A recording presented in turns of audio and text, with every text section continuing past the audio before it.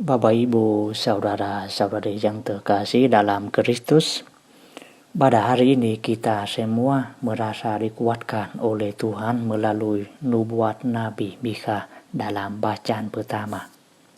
Nabi Mikha mengetahui betapa banyaknya dosa bangsa Israel di hadirat Tuhan.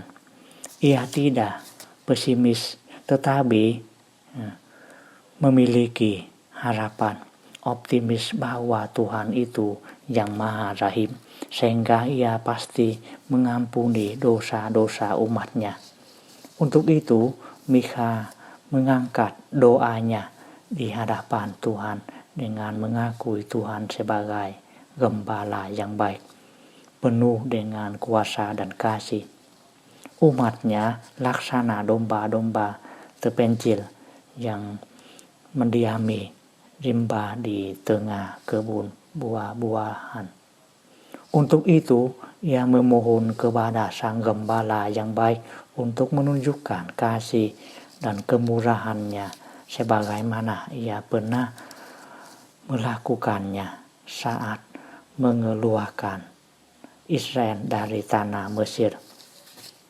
Ketika itu, yang ada pada kehendaknya adalah kasih.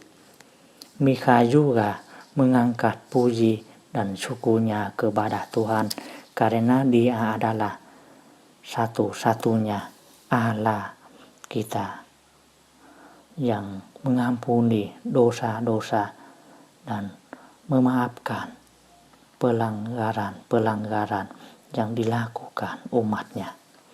Dia adalah Allah yang tidak menunjukkan murkanya selama-lamanya, tetapi kasih setianya menjadi segala-galanya bagi manusia.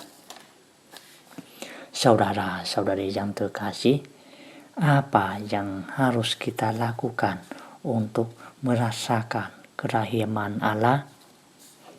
Tuhan membuka pintu kerahiman kepada kita dengan melupakan dosa dan salah kita. Ia semata-mata menunjukkan kasih dan kerahimannya, bukan murkanya. Yesus Putra Allah berkata begini, dan inilah kehendak Dia yang telah mengutus aku, yaitu supaya dari semua yang telah diberikannya kepada aku, janganlah ada yang hilang, tetapi supaya kubangkitkan pada akhir zaman. Perkataan Yesus ini menunjukkan bahwa Yesus sungguh-sungguh menunjukkan wajah kerahiman Allah kepada kita. Ia memiliki relasi yang akrab dengan setiap pribadi yang percaya kepadanya. Saudara-saudari yang terkasih, penginjil Santo Matius pada hari ini juga memberikan satu kiat kepada kita untuk tetap merasakan dan tinggal di dalam kerahiman Allah, yakni bersatu dengan Yesus Kristus. Persekutuan ini membantu kita untuk menjadi pribadi yang setia melakukan kehendak Bapa di surga. Dengan melakukan kehendak Bapa di surga, maka kita juga dapat menjadi ibu dan saudara-saudari Yesus. Dengan melakukan kehendak Allah, maka relasi dengan Yesus menjadi sempurna. Kehendak Allah bagi Yesus adalah mewartakan kerajaan Allah dan menghadirkan kasih dan kerahiman Allah kepada semua orang. Allah menghendaki supaya setiap orang mengalami keselamatan dalam Yesus Kristus Putranya. Salah satu jalan untuk melakukan kehendak Allah adalah pengakuan dosa dan salah dengan rendah hati di hadirat Allah.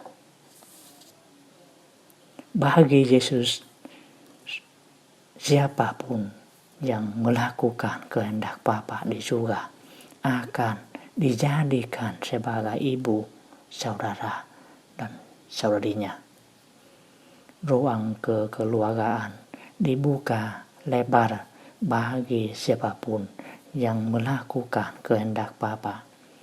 Relasi kekeluargaan bukan lagi tercipta karena adanya pertalian darah secara biologis, melainkan tercipta secara spiritual di atas dasar pelaksanaan kehendak Allah. Orang yang melaksanakan kehendak Bapa, mau atau tidak mau, harus melakukan apa yang disabdakan Yesus. Sebab seluruh sabda dan kehidupan Yesus merupakan sabda dan kehidupan dari Allah. Semoga Tuhan memberkati kita semua. Amin.